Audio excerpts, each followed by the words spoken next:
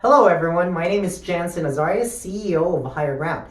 And this week we're still talking about responding to escalated behaviors using techniques that are called de-escalation. Now, the goal of de-escalation is to share your calm. Remember that escalated behaviors are driven by heightened emotions. Remember the peak, that's where it's at. So you bring that down by sharing your calm. Now, remember that calm is just as contagious as fear and must be communicated effectively.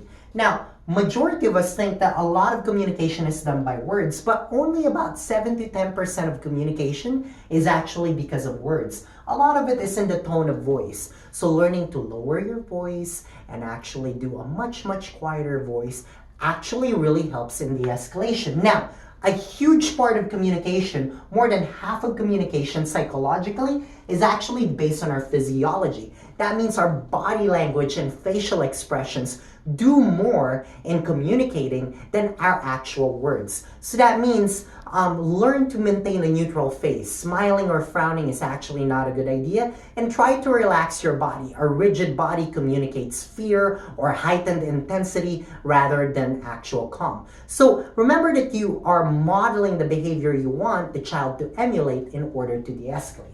So now let's really look at what it looks like. So like I said, this will be divided into verbal and non-verbal. Now, the first part is remember to be calm and self-assured. You cannot look like you're not confident when you're trying to de-escalate someone.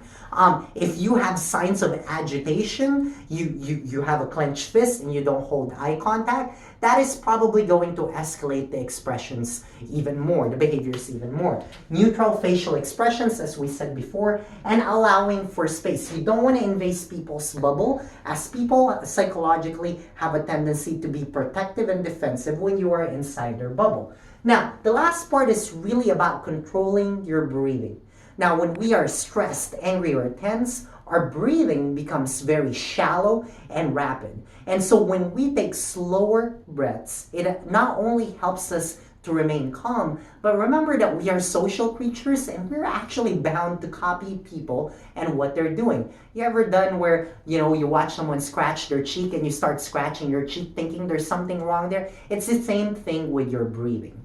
So now, the next parts are verbal. Now, even though this says verbal, remember that most of this are not on the words, but on the tone of voice. So lower your voice, even your tone. You want to be as boring as possible, actually, when you're de-escalating.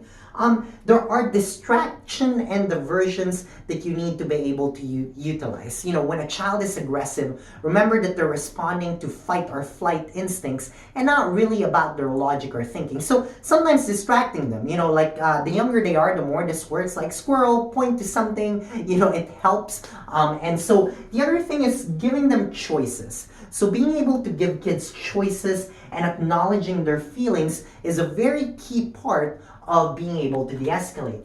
Also remember key phrases like, I wonder if, or why don't we try to do this? Or it seems like, being able to say those different kind of things will actually help you in the de-escalation process.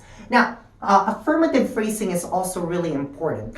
It's important that during this time we don't make threats or we don't make the behavior even bigger. And so instead of telling someone, stop arguing with me, you could actually tell them, I want you to try sitting down. I want you to try doing this. I want you to walk with me, rather than, again, telling them, stop doing that. Time is really important. You want to give them time to follow direction and avoid backing them into a corner, either verbally or physically. Now, remember that this is all the escalation cycle. It's always best to try to de-escalate them right here.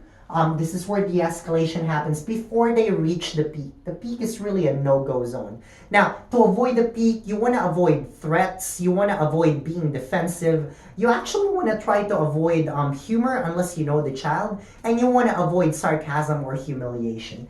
Now, the most important part here happens during the recovery. In the recovery, that's where you want to reflect and really think about the behaviors and help your child work through a behavior plan the next time they feel intense emotions. And that is just some tips on how you can de-escalate. Thank you very much.